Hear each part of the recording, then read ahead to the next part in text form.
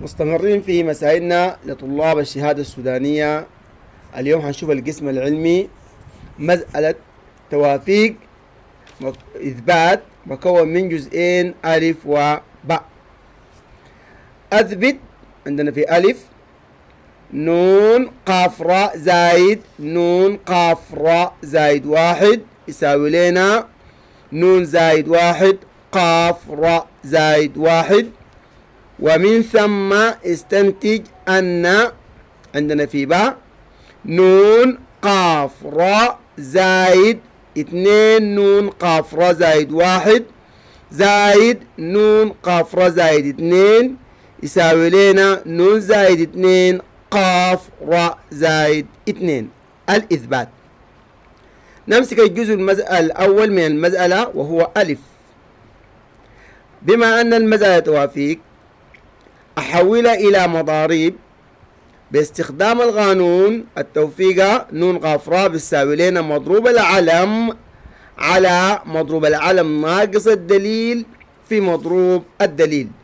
إذن في ألف الطرف الأيمن مكون من حدين. نمسك الحد الأول نون قاف راء أحولها إلى مضاريب مضروب نون على مضروب نون ناقص راء في مضروب راء زايد الحد الثاني العلم نون الدليل راء هيكون مضروب العلم مضروب نون على مضروب العلم ناقص الدليل اللي هو نون ناقص راء ناقص واحد في مضروب الدليل أنقله زي ما ياهو اللي هو راء زايد واحد.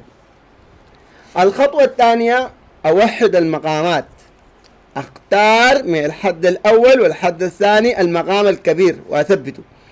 عندي مضروب نون ناقص راء ومضروب نون ناقص راء نقصنا منه واحد. الكبيرة هي نون ناقص راء، إذا أثبتها في المقام الجديد حيكون عندي مضروب نون ناقص راء. طيب الحد الأول في المقام فوق مضروب راء والحد الثاني في المقام راء زايد الواحد. الكبيرة راء زايد واحد أثبتها في المقام تبقى مضروب راء زايد واحد. أختصر بالاختصار الكبيرة بنقسمها على الصغيرة. إذن عندي مضروب نون ناقص راء مع مضروب نون ناقص راء اتخلصنا منها في المقام. طيب باقي لي مضروب راء في ومضروب راء زايد واحد بتقسم مضروب راء زايد واحد على مضروب راء بتجي تستخرجها هتبقى عندك شنو؟ راء زايد واحد ويظل البسط ثابت. تصبح المسألة راء زايد الواحد مضروب النون زايد. نفس الفكرة بالحد الثاني. لاحظ انه المقام الجديد فوق نون ناقص راء ومقام الحد الثاني نون ناقص راء ناقص واحد بتقسم مضروب نون ناقص راء على مضروب نون ناقص راء ناقص واحد هيبقى عندي نون ناقص راء ومضروب راء زايد الواحد بيروح مع مضروب راء زايد الواحد ويظل البسط ثابت. إذا مسألتنا كخطوة أخيرة بقول راء زايد الواحد مضروب النون زايد نون ناقص راء مضروب النون مقسومة على مضروب نون ناقص راء في مضروب راء زايد واحد.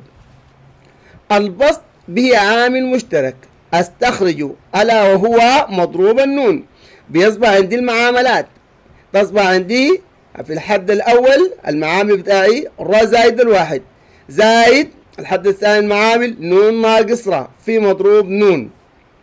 المقام يظل ثابت مضروب نون ناقص راء في مضروب راء زايد واحد. الاختصار راء موجبة مع راء سالب انتهت. تبقى عندي نون زايد واحد في مضروب نون ويظل المقام ثابت اللي هو مضروب نون ناقص راء في مضروب راء زايد واحد. هنا أدخل العدد نون زايد الواحد إلى المضروب زي مثلا 5 مضروب 4 فرجعها تبقى شنو؟ مضروب 5.